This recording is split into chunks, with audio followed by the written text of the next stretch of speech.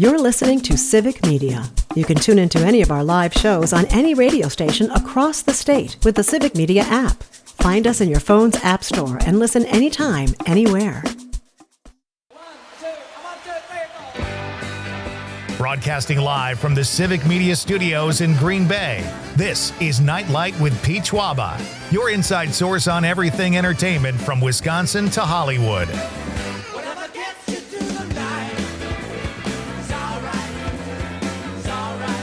And now, a guy who writes checks his mouth can't cash, Pete Schwaba. Welcome to Nite Lite, ladies and gentlemen of Wisconsin and the world. It's great to have you here tonight on a blustery, if I can quote Winnie the Pooh or Christopher Robbins, a blustery day here in Northeast Wisconsin. And it was blustery in Madison today, where I started out the day. Got rained on. I don't know what is going on, but we are having some weather in this state. Hope you're staying dry and out of the wind for the moment and listening to the radio and Nite Lite. It's great to have you. Welcome to the show. Great show tonight. Great guests. A good question. Lots of chances for you guys to weigh in. We're going to follow this up with a great show we had last night from Madison, which was always fun doing the show over State Street and back here on the home court tonight. Conrad, how's it going? I'm wearing pants tonight. Yeah, I hope so. That's the first thing I checked. So thanks for going the extra mile. Yeah, of course. So we have, boy, there's a lot going on tonight. I don't even know where to start. So I'll start by saying Happy Pride Month, first of all. I don't think I said that last night because I was out of my element in Manhattan. Wow. Doing the show from Manhattan last night. That was a big commute. It was a big commute. I barely made it here in time. From Madison, of course. So happy Pride Month, everybody. I know Civic Media had a great presence at the Pride Parade the other day, I think in Milwaukee and around the state. So that's exciting. And we've got, let's do this first too, because it's June 3rd. This contest just started yesterday. It's the Civic Media Scotty Summer Text to Win contest. Our text contests are so much fun here at Civic Media, so you guys have to partake in this.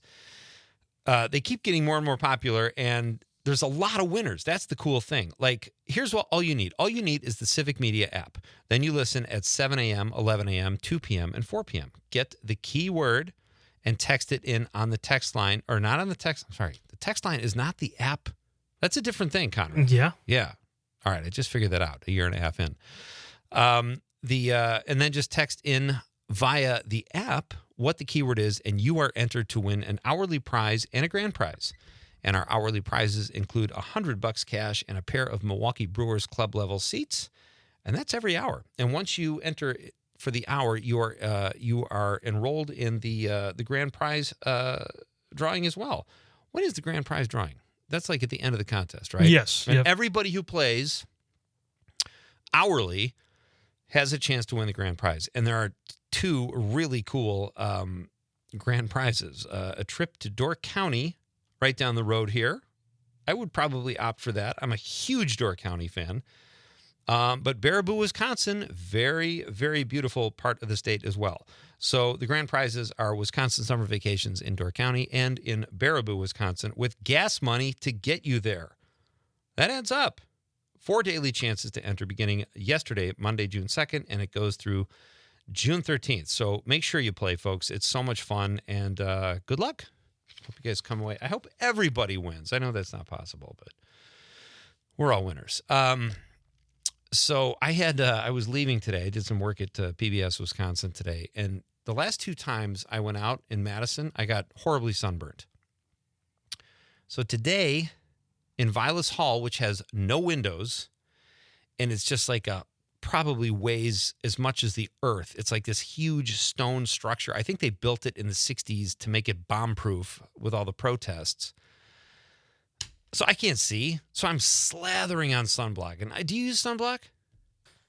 I don't use like the lotion stuff. I just spray it on real quick and They call both it suck. good. Today I did the spray. The lotion works better, I'm told, but I sprayed the living daylights out of my neck, my face, my arms, and I'm like, all right, at least I got fair skin. I walk outside, pouring rain.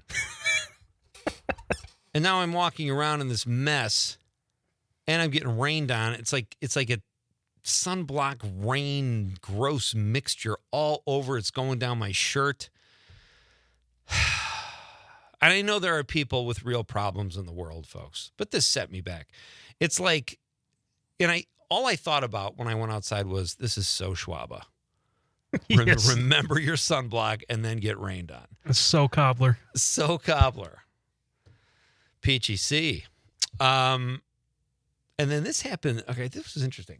Last night, I'm in my hotel room in Madison, and I call the wrong number. And the number calls me back. Do you answer that call? Well, do you think that it's someone like... I don't know who it is. I made the mistake. But I caught myself and I hung up and they called back. And all I can think about is, how bored is this person?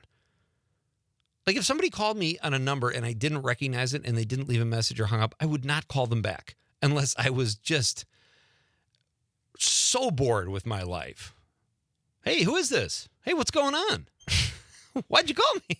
Who are you? I didn't think of, this was your cell phone, not the phone that was provided with the hotel? No, cell phone. Okay. Yeah, no, I haven't gotten a call in a hotel room in 30 years. I don't know what I'm saying, if you get a call from the hotel phone, you're like, ooh. Yeah, well, that I might answer, just because who in the hell is calling me here unless it's an emergency? Yeah. You don't know what's going to happen with that. But you're not calling that number back, are you? No, definitely not.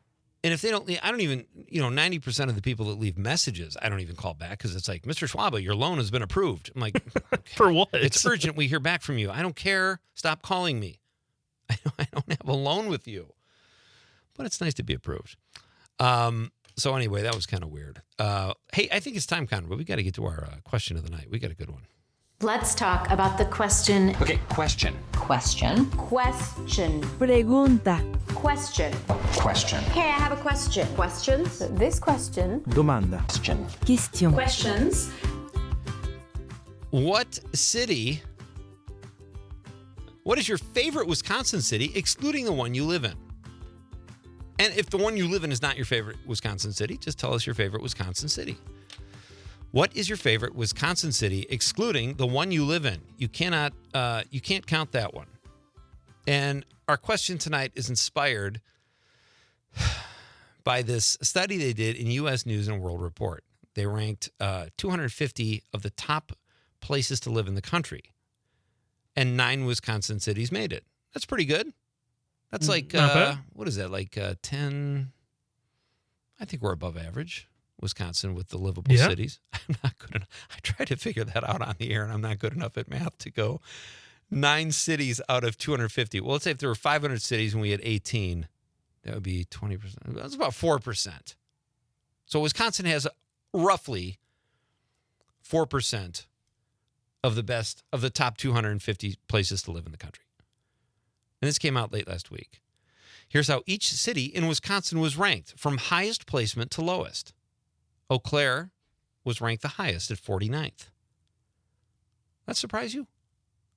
I thought we would have one a little higher, to be honest. Well, I thought that too. And Eau Claire's great, but I'm surprised it wasn't like, Madison or Appleton is second. All right, here, let me get through the list. Eau Claire was 49th. Appleton was 53rd. This is out of 250 best places to live in America. So Eau Claire's 49th, Appleton's 53rd, Waukesha 87th, Oshkosh, Todd Michaels, if you're listening, 114th, Wausau, Brittany Merlot, if you're listening,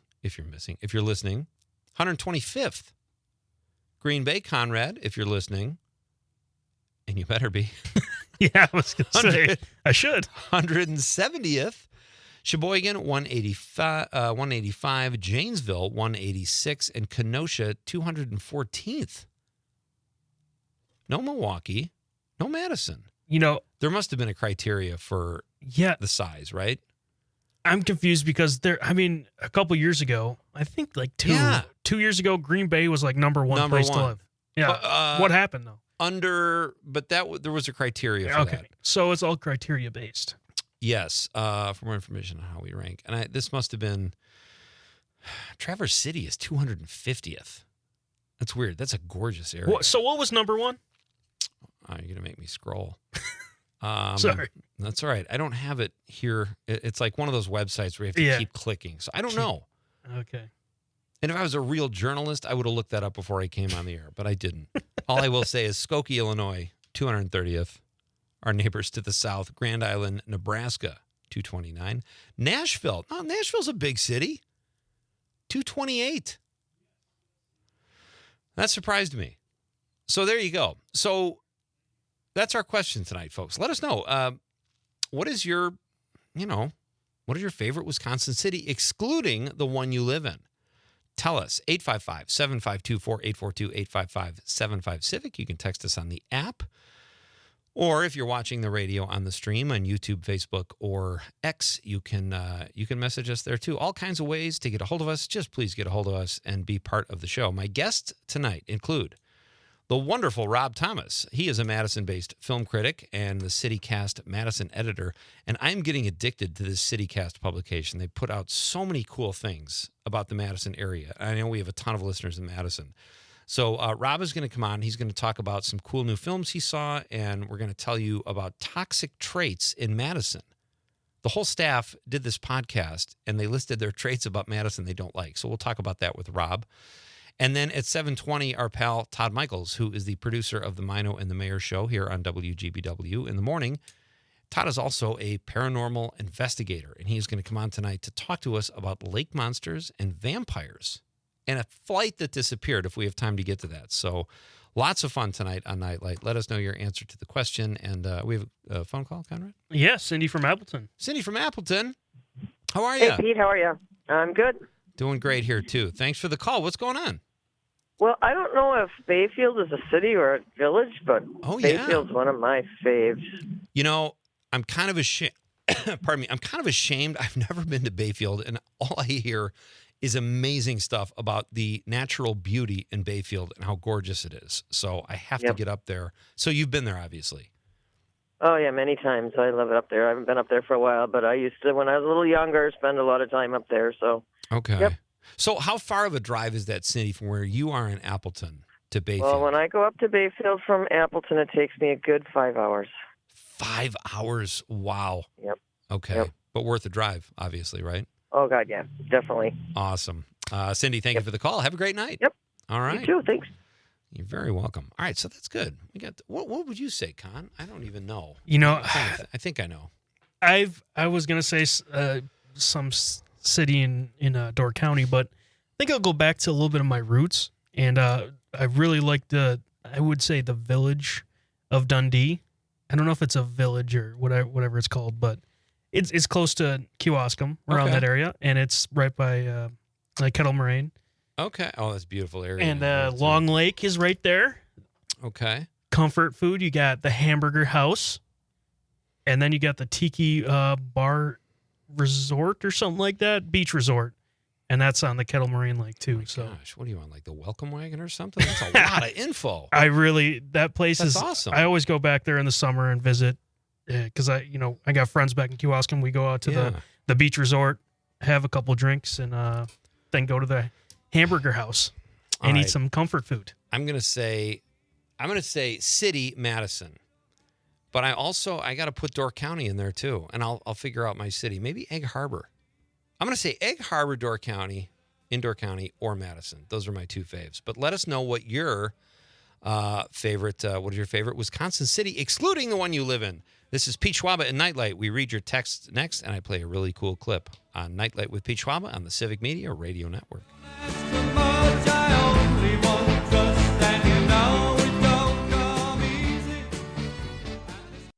You're listening to Civic Media. Stay up to date on the latest news and information for your local community and Wisconsin by signing up for our free email newsletter. Visit civicmedia.us/email to get started.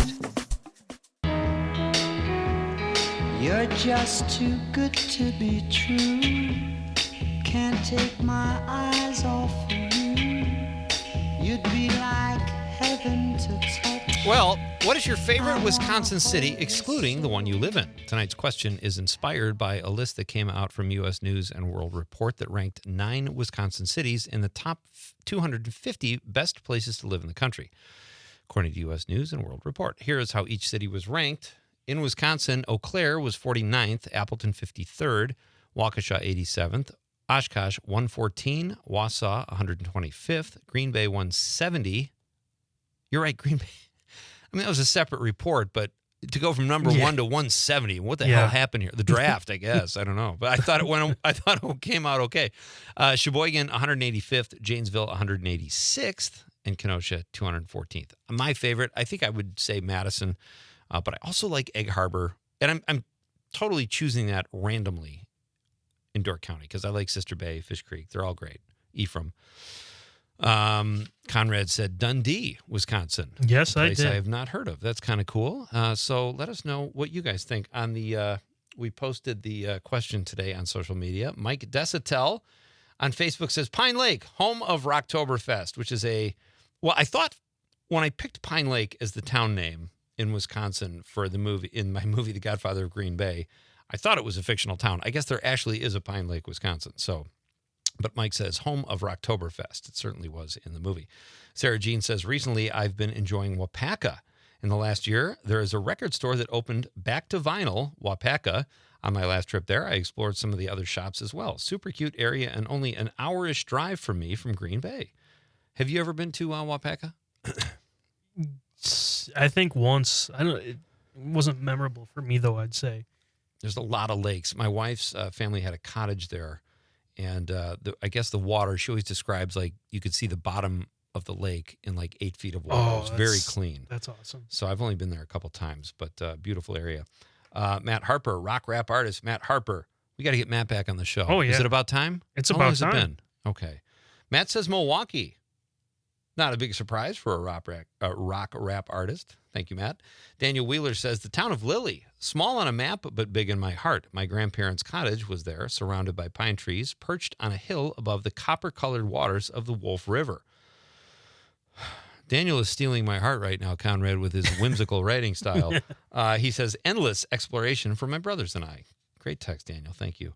Layman Rob says, Kewanee, a city on Lake Michigan. Have you been to Algoma? Yeah, I've never been there. That looks gorgeous, though. It's right on. It's on the actual lake, not the bay, and it looks very picturesque. Yeah. I got to check that out. That's on my list. That and Bayfield. Monica Hale says Bayfield. Another vote for Bayfield. I had one of the most relaxing vacations of my life there, and the view of Lake Superior from the hotel was amazing. All right, that's definitely on my list. So keep those texts coming, folks. We'll go to the text line here and start with. Sydney from Oregon. Sydney from Oregon also says definitely Bayfield, Wisconsin. Bayfield's rocking it tonight. Ed from Madison says Milwaukee and Spring Green. Well done, Ed. Spring Green. Only been there a couple times. A beautiful House on the Rock. Yeah, another gorgeous area of our state.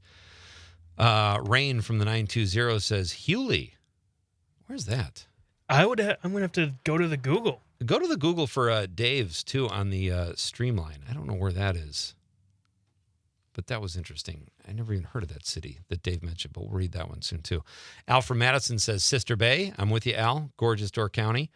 Tyler from Wisconsin Rapids says Pittsville, the geographic center of the state. Its name says it all. Pittsville, yes. I assume it's beautiful, but based on its name, it sounds like it's not. But that's Tyler. Tyler's got cheeky texts. I've been watching a British show called Line of Duty lately, so I'm starting to talk like a Brit. And I think Tyler's texts have been very cheeky. Tori from Kewanee says Frog Station, which soon will be everyone's favorite city as soon as Mino opens the abandoned bar. I don't know about that. You produce the morning show sometimes. What's going on there? Mino opening a bar? I guess so. Does that surprise you? Yeah. I didn't know he was getting into the bar business. Why not? Mino should open a bar. He knows everybody. Yeah, that's a good point. That's the guy who should open a bar. Anna from Madison, she's in the 608, says, hi, Pete and Conrad. My favorite Wisconsin city is Sister Bay. I love Door County. I would say right now we're in a runoff between Sister Bay and Bayfield. Right? Yeah, I would say Bayfield. And just, yeah. Steve from Florida says, if I had a place in Wisconsin that would be my favorite would be northern Door County, Washington Island. Steve goes even farther north. So we are all caught up on the text line. Sarah Jean on the stream says, hey, sorry, I missed it. When are you dishing out the code word tonight? Sarah Jean, you can tune in at 7 a.m., 11 a.m., 2 p.m., and 4 p.m. for the keyword. We don't give it out on this show. The contest is not eligible during Nite Lite, but good luck tomorrow. Definitely play, and thanks for reaching out. Dave says Paoli. I don't know if I'm saying that right, but I pulled it up on Google. It looks beautiful. It looks like it's down by Kettle Moraine. Oh, okay. And it looks like some sort of historic village. Very nice. Thank you, Dave. Hey, we have time to play that clip? The Dana Carvey. No, not. Oh, come on, Conrad. You're killing me. Sorry. That's all right. How long is it? It's like a minute? Minute 30. All right, I'll have to save some time. Coming up in just a few minutes, folks, our pal Rob Thomas. He is the CityCast Madison newsletter editor. They do some really cool stuff. I love that little rag, as they call it. And we'll talk about some movies, too. Rob has some new movies he's reviewed on his Substack, one of which I've never heard of. So we'll talk to Rob about that and what's going on in Madison, including the city's toxic traits. I wish I had known that. I was just there last night, and I have to admit, nothing really looked toxic. I love Madison. And it's good to be home in Green Bay. And Conrad is wearing pants. All is right in the world. Welcome to Nite Lite, folks. We have a really fun show. Weigh in with your thoughts on your favorite Wisconsin cities.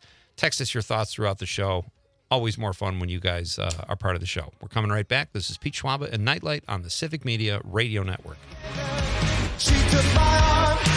I don't know how it happened. We took the floor and she said, oh, don't you dare look back. Just keep your eyes on me. I said, you're holding back. She said, shut up and dance with me. This woman is my destiny. She said, ooh, ooh, shut up and dance with me. Every time I think of you, I feel a shot right through the bow of blue. It's no problem of mine, but it's a problem I find. Welcome back. Living a life that I can't live. I'm Pete Schwaba. This is Nite Lite. Great to have you with me on this Tuesday night. Is it weird that it already feels like Thursday? I don't know, because last week was a short week, so, maybe this that's seems why. like a long way. I feel like I've already done 8 shows this week. Maybe it was the drive or something. I don't know. So we'll read your text coming up soon, folks. I did look up that Paoli, and it's a gorgeous little historic town, and it says 12 miles from downtown Madison. I've never even heard of it, but it looks beautiful. All right, keep those answers coming, or those questions coming. I'm sorry, those answers coming, folks. Our question of the night is, what is your favorite Wisconsin city, excluding the one you live in? So far, I would say Bayfield, and what was it, Sister Bay? Yeah. And Sister Bay. Mine was Egg Harbor because it's a little closer to civilization than Sister Bay. But they're all good. Door County, in general, probably going to get a lot of votes tonight. So keep those answers coming. Right now, I'm very excited to welcome back to Nite Lite one of our favorites. He is the CityCast Madison newsletter. Check it out if you haven't. And he's also a Madison-based film critic. And he joins us now over the stream, our pal Rob Thomas. Hey, Rob. Hey, Pete. How you doing? Good. How are you? Hey, how was your vacation? It was mostly great. We went to New York City. Yeah. For the Memorial Day long weekend. I was the victim of a crime, which is that I was scammed on. Well, I was scammed on tickets to see Othello with Denzel Washington, which was like the whole point of the trip, or our main thrust. It's my own fault. I waited till the last minute. Was looking for deals on StubHub. Oh man. Got a nice one. Went to the theater, and the guy was like, "Yeah, those seats don't exist. That's not real." and luckily StubHub was on it. They gave us a full refund, but it was sold out. Wow. So we were out of luck on theater, but we found a bar, we found a bookstore, we had a perfectly great time. So next time Denzel Washington does Othello, we'll be sure to be there. You did what any good Wisconsinite would do as a backup option and find a bar. That's it's always a plan B, if not a plan A. All right. If Denzel wasn't in Othello, the bar probably would have been the first option. But exactly, yeah. I can't even imagine seeing him on stage. That must be something. So I'm sorry that happened to you. And we'll have to imagine it, I guess. Yeah. It looks like you had a nice yoga workout there too, Rob. I saw one of your posts. I went to Peloton. I'm in the Peloton Oh, cult. Peloton. That's right. I'll say it up front. And the spinning class, the bikes, and I've been since the pandemic. I've been pretty avid, and I went to they have the studio where they live stream the classes to like all the members. And so I got in and was pedaling away. Wow. And you could see like mostly my head was cut off on the stream, but you could kind of see me. And I sent a video to my kids, and they were suitably embarrassed.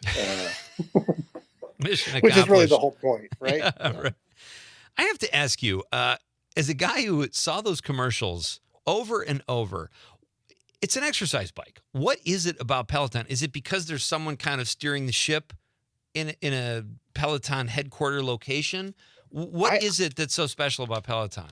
I think that's the big one. Is like it's sort of halfway between just like messing around at home on an elliptical and like actually going to the gym, because they have set classes at a certain time, or they have a bunch on demand as well. But it's just enough of a motivation to get you in the seat, and also like you have other people you sort of friend and high five virtually, and nice. So it's a very my wife is a big gym goer, so she loves the in-person experience, but I like to stay home, and this gives me what part of that I need, I guess. That's excellent. You know what I remember from the Peloton ads during COVID, and this shows you where my brain was at during COVID and how little I was working out. All I remember thinking was, that Peloton girl's more attractive than the other Peloton girl. How sad is that, Rob? They're all in excellent shape. Yeah, it's true. They're all in better shape than me. That's right. I have to, before I want to ask you about some movies, but before we start, did we talk Severance last time? Yes, although I think we weren't that far into it. We just like my wife and I just finished season 1, and we're taking a little breather because the rest of the world had to wait 3 years before season 2, so we don't want to jump right into it. And I loved it the whole way through, and she very slowly came around and was very into it by the end. That's kind of how I was. I don't know. I still don't know how I feel about it. I felt like it was so slow and overly stylistic almost. And I know the story grew, and then I got more into it, but I think it lost me a few times, and I didn't go back and catch up. And I think that's my problem because, rarely do I do this, but there's so much hype around the show. I feel like I have to go back and watch the whole damn first season over again.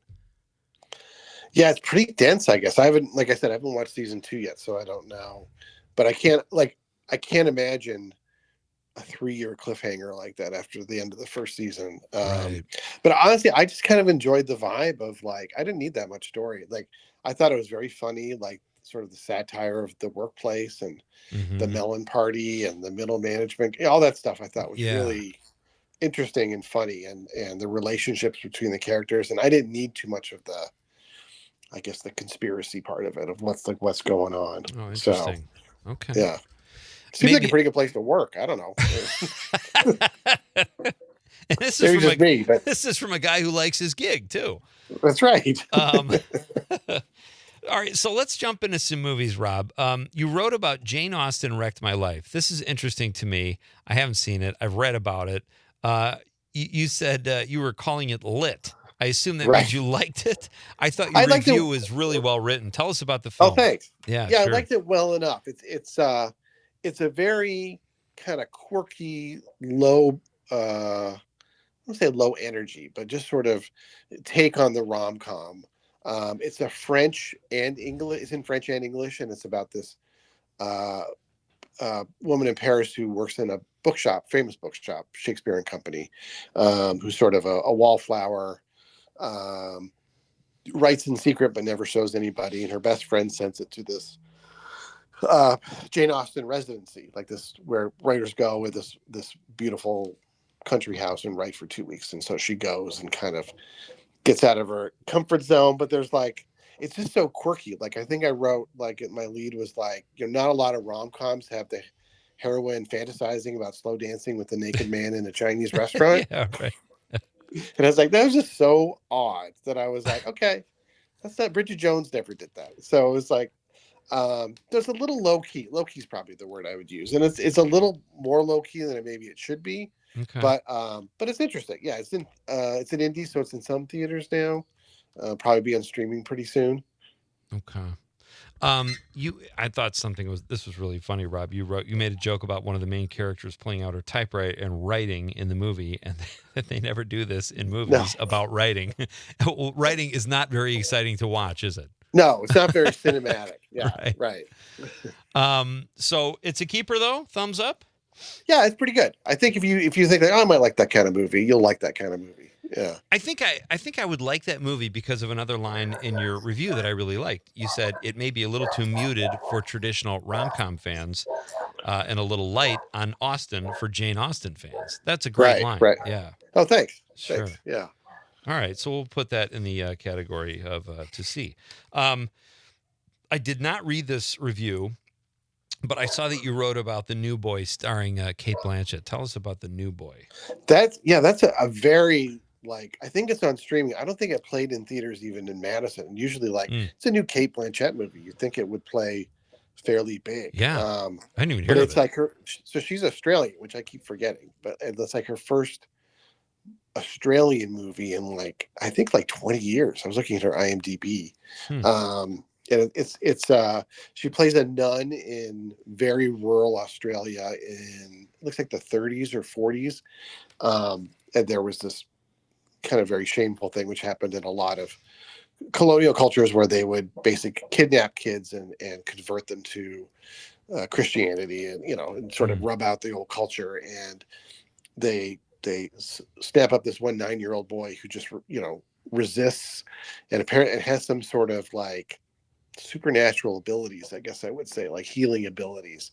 And so it's kind of like the war of wills between the two of them. And it's an unbelievably beautiful movie. Every shot is like a painting. So if you like Kate Blanchett and you were, we just saw her in Black Bag, which is one of my favorites of the year. This is a completely different role for her playing a nun. But I do recommend it. That's a great segue actually, because we might have touched on I don't think you had seen Black Bag actually last time. Maybe not. It took a little while before I saw it in theaters. Same here, and I think you saw it very shortly after I did. But you kind of did a deep dive in your article on your Substack. And by the way, check out Rob's Substack. Not that Rob Thomas Substack. He does great work there. So your entire article, I equated it to, you talk about the Blu-ray extras. Your article was like a Blu-ray extra. You had some great stuff in there about just the creation of the film and what David Koepp. Talk a little bit about David Koepp and where he's the screenwriter, where his inspiration came to write this movie when he was working on another project. I found that really interesting. So David Koepp, UW-Madison graduate, has come to the film festival a couple of times with his movies. He wrote the first Mission Impossible back in 1996. He's a big time screenwriter. He also wrote Jurassic Park and has written the new one that's coming in the summer. But he was talking to CIA guys, and they were telling him about their job as much as they could about their jobs, and he was like, okay, but what's it like to be married when you're a CIA agent, when you spend your entire day lying and then you go home to your husband and wife, and there must be a lot of infidelity going on there because you're all really good at lying, right?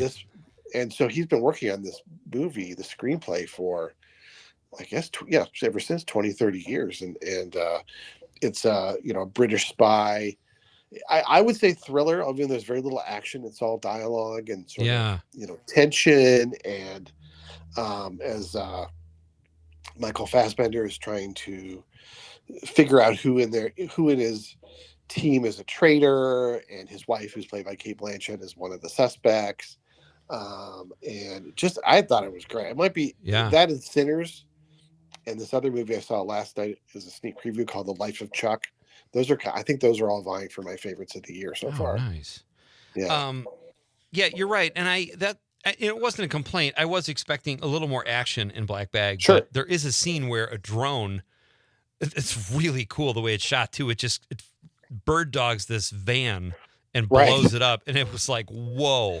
That kind of came out of nowhere because a lot of it is dialogue. And you talk about in the film how, them sitting around the table talking about their private lives is almost more interesting than them talking about The Office, even though they work, they're spies, So I Right. thought that was really cool too. Yeah, it's really interesting. There's like 2 dinner party scenes, one at the beginning, one at the end. And yeah, I loved it. I can't wait to see it again. Do you think you can beat a polygraph test? Well, I learned a good tip from the Black movie. I Bag. won't spoil it, but I think I would need to practice beforehand. I won't would say be any so more. scared. I think I would wet myself if I had to take a polygraph test. That might be a giveaway if you wet yourself. That screams guilty conscience. Is that Yeah, what you're saying? maybe. I don't know. Great point. All right. Rob Thomas is my guest. He's the editor for the CityCast Madison newsletter. Check it out. And a Madison-based film critic. We will come back and talk more movies and some toxic traits of Madison. That'll be an interesting conversation with Rob. That's coming up next on Nite Lite with Pete Schwaba on the Civic Media Radio Network.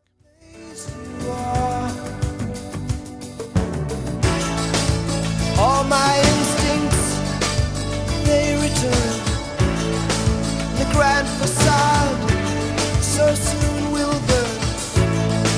Without a noise, without my pride, I reach out for me. You're listening to Civic Media. Find the latest news, information, and archives of all your favorite shows on the Civic Media website, civicmedia.us. You want me, I want you, baby. My sugar boo, I'm levitating. The Milky Way, we're renegading. Yeah, yeah, yeah, yeah, yeah. I got you. Welcome back. You're my star. You got Nite Lite with Pete Schwaba on a Tuesday night here. We are broadcasting live from beautiful downtown Green Bay after another lovely and successful run doing the show from our state's capital, Madison, Wisconsin, which is not on this list. I find that strange. I'm not going to lie. My guest is Rob Thomas. He is the editor for the CityCast Madison newsletter and a Madison-based film critic and a proud Madisonian. Rob, when places put out these lists, what is going on? Like a couple years ago, Green Bay was the #1 place to live in America. And it's a lovely town. Here, on this list, U.S. News and World Report, it's 170th. Madison is not on this list. It's the top 250 cities, supposedly. Wow. Madison has been the #1 place to live, according to Forbes and various other publications, multiple years in a row. And it's not even on the list. What do you think? I You're a think journalist. Madison has. Oh, can you hear me? Yeah. Oh, great. I think Madison has a housing problem, so they're trying to tell people not to go. Quite frankly. The restaurants Like, are don't too put us on. crowded. Don't tell people we're so great. I think that's what it is. Oh, I wonder, because they're all over the place, these lists. I feel like something's going on here. You know, how much to put you on the list? I mean, Des Plaines, Illinois was on the list. I've been to Des Plaines. It's not bad. Yeah. It's fine. But come on. Top 250? Give me a break. Kind of French. Yeah, exactly. It's worldly. Rob, do you have a favorite city in Wisconsin that is not Madison, Wisconsin? That's our question of the night. I'm just curious where you would fall in that. That's a good question. I mean, I would say Milwaukee. Milwaukee's a great city. Yeah. If you're talking small towns, probably Spring Green. That's Yeah. a great little town. So much less to do there, and very close to Madison. A couple people have mentioned Spring Green. Sure. Yeah. That's great. Before we move off of Black Bag, I read in your article too that and I was surprised by this too. The 2-flat where Michael Fassbender and Kate Blanchett lived was a set you wrote. Where was that filmed? Do you know? I think it was London, but Okay. they just built a set inside a studio, and it blew my mind because when I saw that movie, I was sure that was like, how much that cost? The real estate for this beautiful 2-story apartment, and there's a street out front. All fake, all built in a studio, I guess, so they could shoot wherever they wanted to and not damage it. But movie magic. I'm telling you, I always love when they film on location, but sometimes a set, you're right, can be so magical. It just makes you want to move there. Like I remember seeing pictures of Rear Window and how they set that jib, like that camera coming over the whole courtyard to film stuff, and that was just. It's really spectacular when you see those things. The last thing is Soderbergh did his own camera work. I didn't know that. I think he always does that. Like he under maybe an alias, he always does the camera work. He does the editing. So like you're watching the making of, and usually the director is like way in the back watching the watching Yeah. what's being shot on a monitor. He's right up in their faces with the camera, with the actors. So And it great. seems like a very different process. He's a lot more intimate, and maybe I think gets the actors very engaged when the director's like literally right in their face, holding a camera. Yeah. Great point. Before we get to Toxic Traits of Madison, which I loved reading that, what did you think of Mission Impossible? To me, this is like the biggest film for adults, probably all summer, and it opened well. It was dwarfed by Lilo and Stitch, but that was kind of expected. What was your take on Mission Impossible? Well, I love those movies. Like I mean, I love the last. I mean, I think only 2 was like the last one where I was like, that wasn't so good. Right. And I think I said this is like a 3-star movie and a 4-star series. You know, it's good. Okay. Held my attention. You know, incredible sequences towards the end, but a lot of exposition, especially in the first half. A lot of backstory, a lot of flashbacks. Takes a long time for my mind to start getting fun and sort, you know, kind of that Mission Impossible fun with, like, you know, the intrigue and the suspense and kind of the trickery and stuff like that. Like the moment I really locked in was when, speaking of Severance, when Tremel Tillman, who plays Mr. Is it Milchek, I think, on the show. Yeah. He's the sub commander, and he is so funny in Mission Impossible. Like every line is hilarious. That's the guy from Severance? Yeah. I loved that guy. I thought he was going to be the president's son or something, but then he was. That's so great. I never put that together. Yeah, he was very funny. He just, every line he just like made a meal out of, and that was kind of okay. This is gonna be fun. And from then on, and that was probably midway through the movie. Yeah, I was really enjoying it. So, you know, I think they kind of pushed it as far as they can go, and maybe a little too far, too big. Yeah. The only argument I can make, and it's not a good one, because I've talked about this film now with Ben Reiser. I think Matt Miller and I discussed it, and no one seems to like that sort of recap. And I didn't love it, but with 8 movies over 30 years, and most of us don't have time to go back and watch every movie. I watched part of 7 and part of 3. Yeah. It's tough. I mean, I didn't think it needed to be that long, but I thought for what it was okay. But you're right. It wasn't like when the movie gets going, it gets going. Yeah, and I agree. It was okay. It was engaging. I thought the way they brought 3 in was pretty interesting, but I think too often it brought stuff in and then it didn't really pay off. Correct. In a way. Like the Shea Wiggum character, we find out has it, but that doesn't really pay off, right? Like it does not, you know. It was unnecessary, I thought. I'm like, he doesn't need to be related to, you know, John Voight. Yeah. And I love Shea Wiggum, but come on. Absolutely. But yeah, if you're gonna spend time at the beginning to set that up, then have it pay off later on. And too often, many of those things didn't, I thought. No, that's a great point. Do you have now that you've seen all 8, how would you give me your top 3, Rob? Ooh, that's a toughie. Fallout is my favorite. Is that 5? That's 6. That's the 6, one. Okay. Where he broke his ankle in Paris. Yes. And like after I saw Final Reckoning, I was like, it was okay. Maybe these movies are a little overrated. And then I watched a 2-minute clip of him running across rooftops. I was like, oh no, these are the best movies ever made. This is incredible. Right. I probably would go 6 and then 5. Okay. Rogue Nation, the one where he's hanging on the side of the plane. And then Hold that thought. We will get Rob Thomas's favorite Mission Impossible movie after the news, and we're going to talk about Toxic Traits in Madison. It's time for intermission, folks. We're coming right back. This is Pete Schwaba and Nite. The national news cycle never stops, but it can be hard to find news about your local community. Civic Media is dedicated to providing quality local and state news coverage across Wisconsin. With the Civic Media app, you can get notifications about local stories that matter to you and your community. Find the free Civic Media app in your phone's app store and choose notifications from the menu to tell us what kind of news you want to hear about.